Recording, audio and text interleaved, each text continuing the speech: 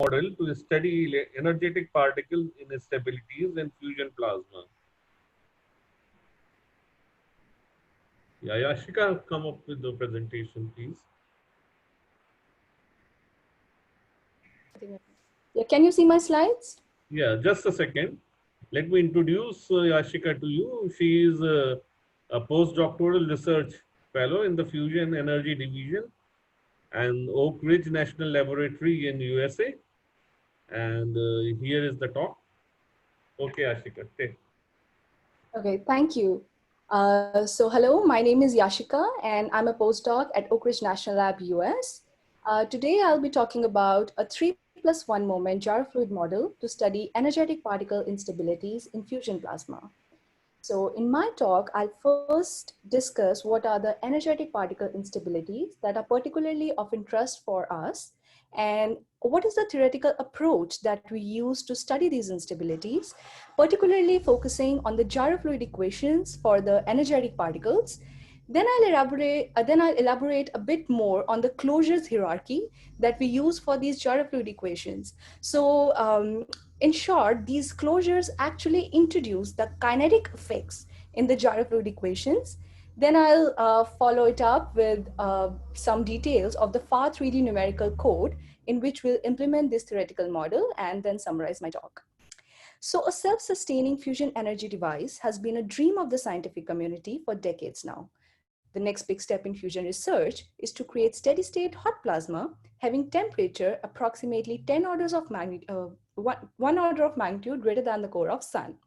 Now, one way to heat plasma is by injecting high energy neutral particles in the fusion device, which is called the neutral beam injection. And as the fusion reactions start, the energetic alpha particles are created as a byproduct. So in a fusion device, the plasma is confined in a cage of magnetic field lines, and the perturbation in these field lines give rise to plasma alpha waves. Now I'll be talking about alpha eigenmodes, which is a special class of alpha waves that exist in tokamaks due to the periodic boundary conditions imposed by the machine's geometry. They exist as weakly damped standing waves in the frequency gaps created due to the periodicity of the magnetic field profile in a torus. Now, how do energetic particles drive them unstable? So the energetic particles from the neutral beam injector or the alpha particles created as a byproduct of the fusion reaction, they may interact with these alpha and eigenmodes, exchange energy with them, and drive them unstable. So this is an image of the tokamak cross section. So it's like I have taken a plane perpendicular to the torus, and these black lines, they depict the different nested flux surfaces inside the torus. And the blue and red part, it depicts the unstable alpha eigenmode. Now, why is it important to study them? Because the interactions between energetic particles and the plasma alpha eigenmodes, they may alter the particle orbits and may lead to significant fast ion losses in fusion devices and hence inefficient plasma heating.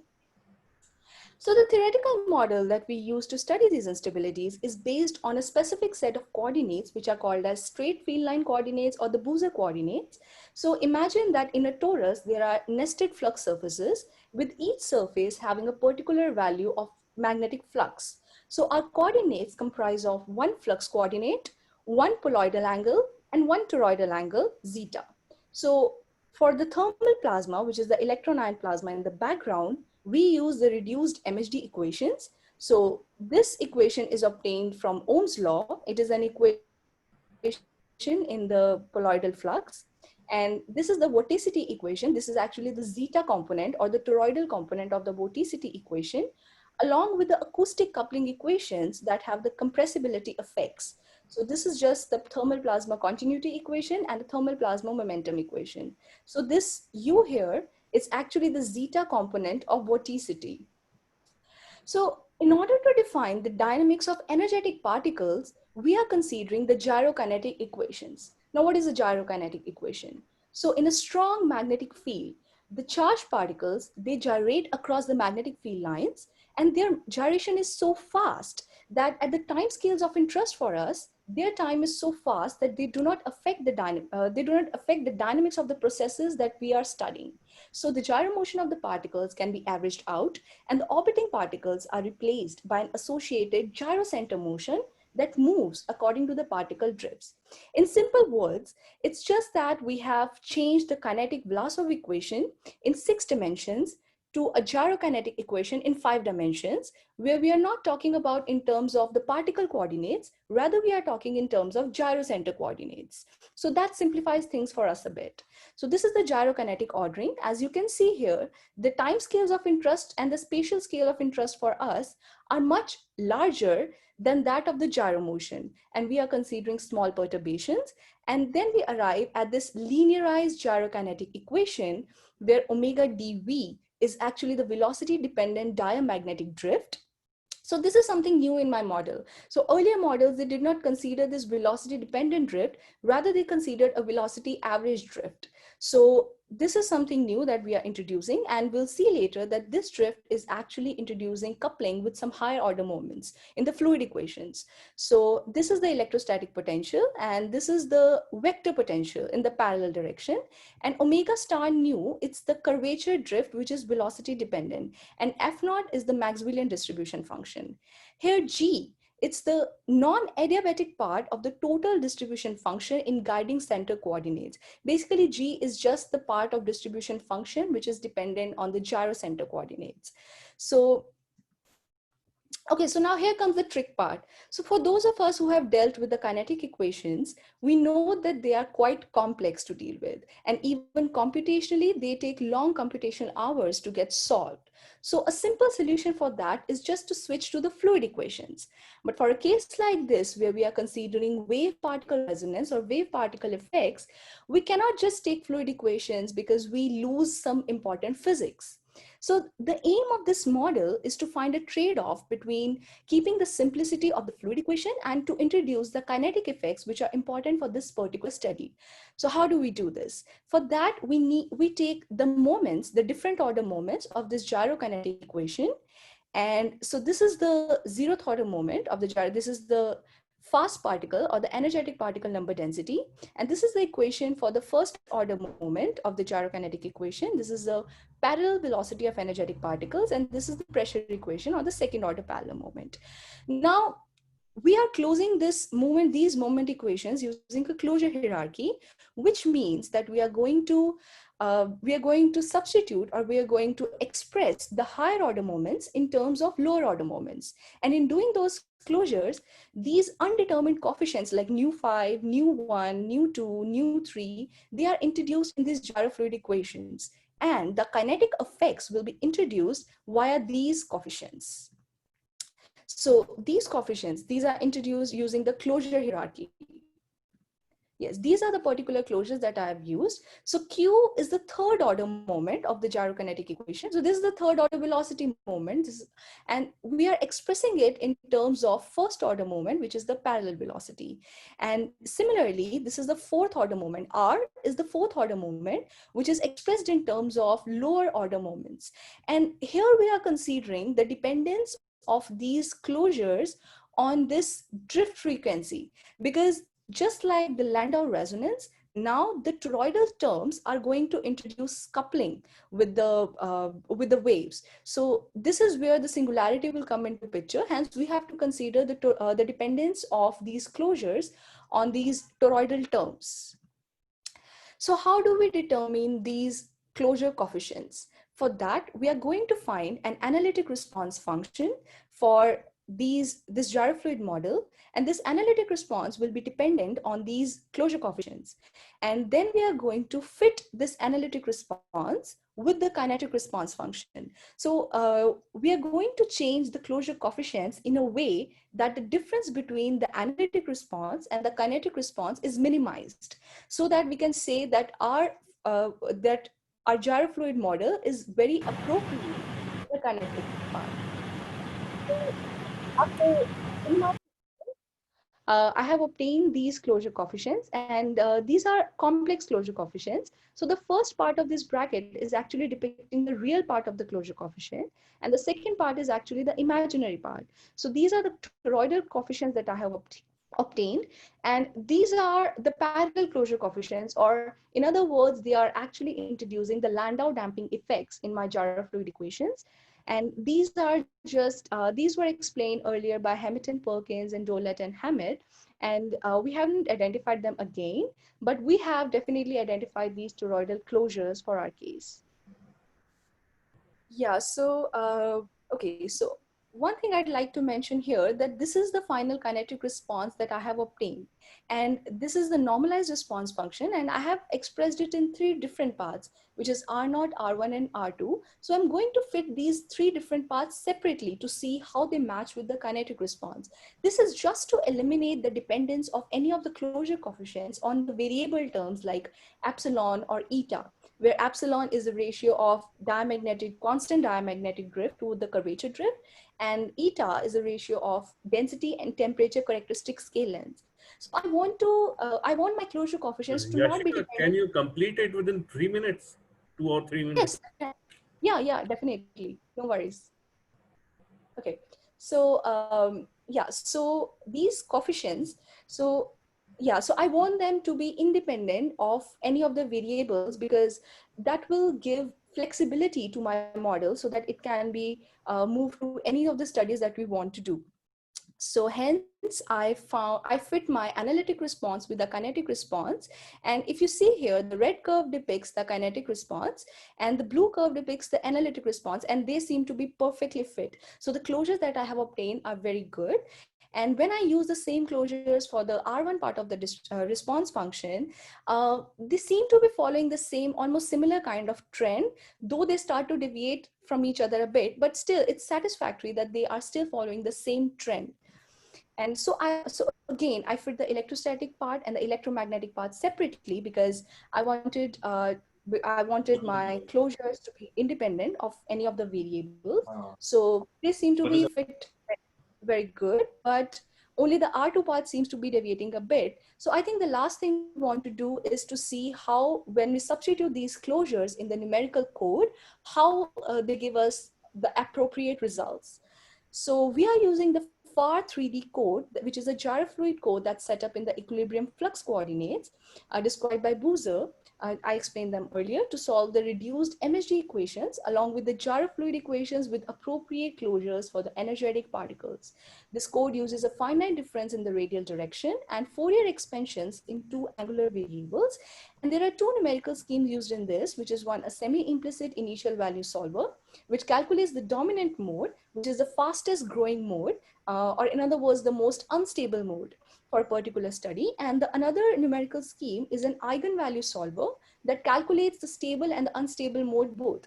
So this is very important also, because the ultimate aim of this study is to predict, or is to propose experimental scenarios. And sometimes if we not subdominant part, sometimes the mode that are determined in that are subdominant in the numerical model, sometimes they are the fastest growing ones in the experimental scenario. So it's important to see the eigenvalue solver as well. So this is about the FAR 3D code that we use to study the energetic particle instabilities. And so summarizing my talk, we have developed a new 3+1 moments gyrofluid closure model for the study of energetic particle instabilities in a fusion device. This is for both tokamaks and stellarators. I won't go into details of those. But so the equations of fast times are derived by taking up to second order velocity moments of the electromagnetic gyrokinetic equation while considering a velocity dependent drift frequency. And this model will be implemented in FAR 3D code, and the extended gyrofluid model shall present an opportunity for a new optimal closure technique to study energetic particle-driven instabilities, particularly the alpha instabilities in fusion devices. That was my talk. Thank you for your attention. I'll be happy to take any questions that you have. There are some questions. Hi. Is asking, elephant waves are hydromagnetic waves. Elephant waves are hydromagnetic waves. How are they EM? Since alpha wave is low frequency wave associated with fluid phenomena, how it is expected in tokamak oblique ITER, where particle aspect is more important. So there are basically two questions. I repeat.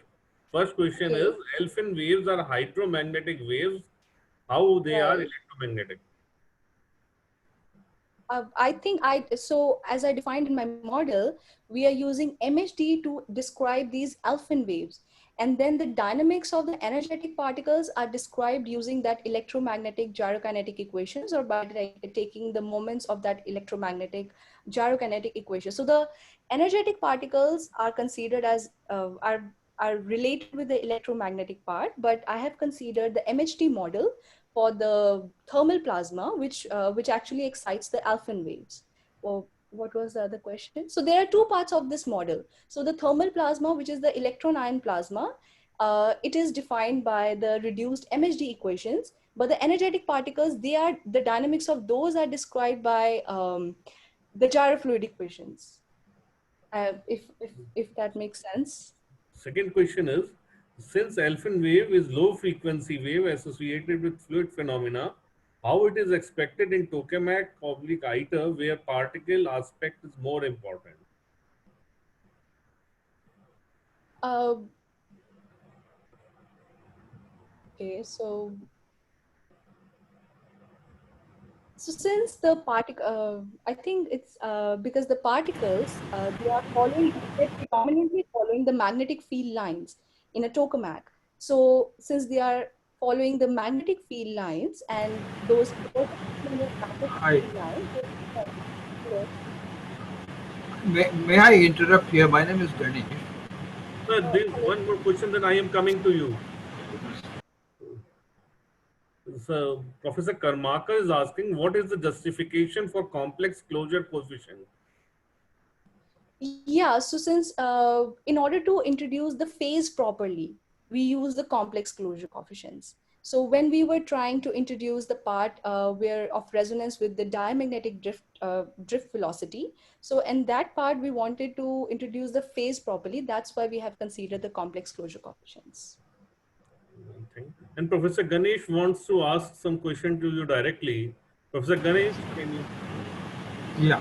Uh, Thank you for a talk, Shika. I was wondering, one of the main reasons for gyro fluid or Landau gyro fluid closure used to be. eh, Hello. Hello, yeah, I can hear you, sir. Yeah.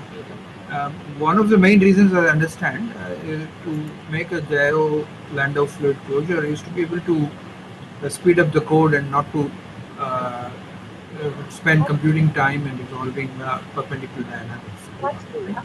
And also to be able to recover the Landau dynamics. Yeah.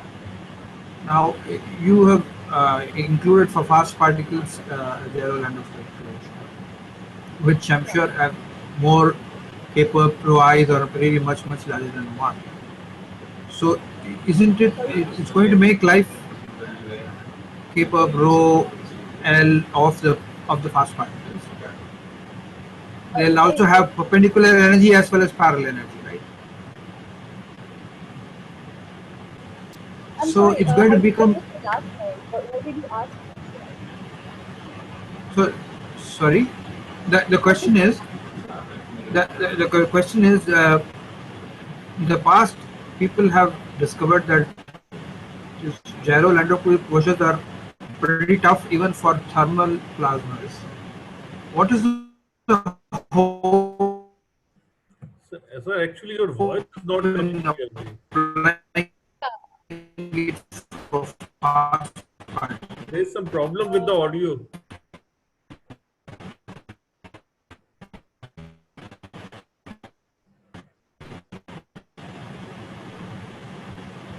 There is some internet problem, I think. So I think the audio is not reaching well. So can we have this question later on? He can put in the chat also. So it will like, Yeah, I think if Professor Ganesh can put it in the chat, maybe I can read it from there.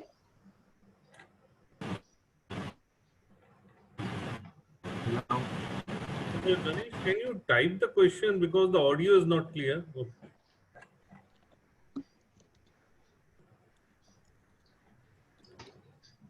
So I think we should thank the speaker right now.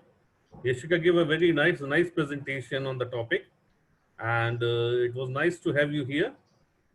Thank you. Thank you once again. And the next speaker for the evening is